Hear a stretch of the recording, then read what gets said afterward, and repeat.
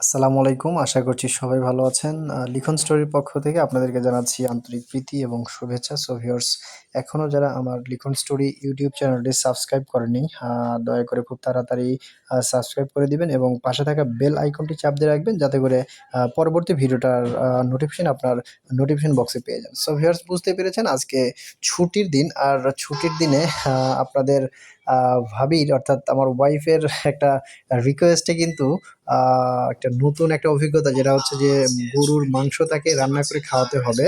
বিশেষ করে তাকে আ ভুনা করে খাওয়াতে হবে। সো সেই উদ্দেশ্যেই কিন্তু আজকে শুরু করেছি একটা আ গরুর মাংস ভুনা করার একটা প্রস্তুতি নিচ্ছি। জানি না কেমন হবে। সো দেখতে পাচ্ছেন আমি কিছু মসলা এর সাথে দিয়ে নিচ্ছি পরিমাণ মতো। যদিও আমাকে একটু হেল্প করা হচ্ছে।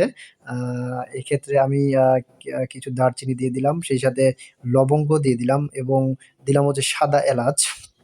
সো চেষ্টা করব যে যাতে রান্নাটা অনেক টেস্টফুল হয়। কারণ ১ম অভিজ্ঞতা তো। তাহলে এটা ভালো হলে আ ভালোবাসাটা ভালো পাওয়া যায়। সো দেখতে পাচ্ছেন আমি রান্না করতেছি। আ আপনারা যদি সময় পান অবশ্যই প্রিয়তমা বা ওয়াইফকে এভাবে রান্না করে খাওয়াবেন। এতে কিন্তু ভালোবাসা বৃদ্ধি পাবে। সো দেখতে পাচ্ছেন আমি এইবার যেটা করব সেটা হচ্ছে যে সবকিছু মেশানোর পরে আমি আ ধনে পাতার যে গুঁড়ো থাকে আরকি, ধনের গুঁড়া, এটা আমি পরিমাণ মতো দিয়ে নিচ্ছি। আর আপনারা চাইলে একটু এদিক-ওদিক করতে পারেন, সমস্যা নেই। বাট আমি একটু বাড়িয়ে দিচ্ছি। মানে ১.৫ অ্যা চামচ দিয়ে দিলাম পরিমাণ মতো। সো দেখতে পাচ্ছেন আমি এখন তেল নিয়ে এই মানে একটু হাত দিয়ে মাখানোর চেষ্টা করব। বিকজ হাত দিয়ে মাখালে কি হয়? জিনিসটার স্বাদটা কিন্তু অন্যরকম বৃদ্ধি পায়। যেটা আমি যদি আমার একদম নতুন অভিজ্ঞতা, আজকেই ১ম রান্না করছি। জানি না কেমন হবে। সো একটু তেল নিয়ে নিলাম। নিয়ে কিন্তু মাংসটা একটু সুন্দর করে আম আ মিশিয়ে নিবো আরকি। তেল সহ যেই মসলাগুলো আমি দিয়েছি, সবগুলোর সাথে কিন্তু সুন্দর করে একদম মিক্সড করে দিতে চাচ্ছি।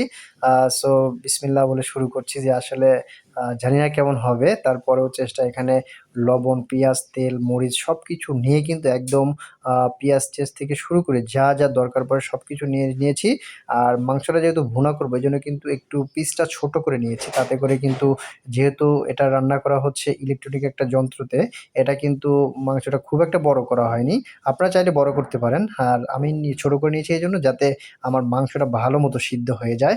সো আমার প্রায় কিন্তু মিক্সড করার কাজ শেষ হয়ে গিয়েছে। এবার আমি আ উঠিয়ে দিব আমাদের যেই ইলেকট্রনিক যন্ত্রটি রয়েছে, দেখতেই পাচ্ছেন এটা আমি আ ওয়ার্ম থেকে কুকিং এ দিয়ে দিলাম এবং রান্না কিন্তু অলরেডি শুরু হয়ে গিয়েছে।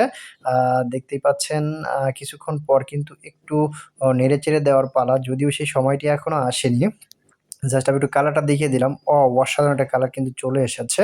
আবারও ঢেকে দিলাম। ঢেকে দিয়ে নির্দিষ্ট কিছু সময় পর্যন্ত এখানে রাখতে হবে, যতক্ষণ পর্যন্ত না পানিটা শুকিয়ে যায়। সো দেখতেই পাচ্ছেন, ওহ মাই গড! অসাধারণ একটা স্মেল কিন্তু চলে এসেছে। আপনারা অনেকেই হয়তোবা বলে থাকেন যে আ ইলেকট্রনিক যন্ত্রে বা মাংস খুব একটা ভালো রান্না করা যায় না। কিন্তু আমি কিন্তু আজকে দেখিয়ে দিলাম যে ইলেকট্রনিক যন্ত্রে কিন্তু ভালো মতো করে মাংস রান্না বা ভুনো করা যায়। সো ভিউয়ার্স, দেখতেই পাচ্ছেন রান্না আমার একদম প্রায় শেষের দিকে এবং কালারটা এসেছে একদম অসাম! অর্থাৎ আপনি যদি গ্যাসের চুলাতে রান্না করেন এরকম কিন্তু কালারটা পাবেন না।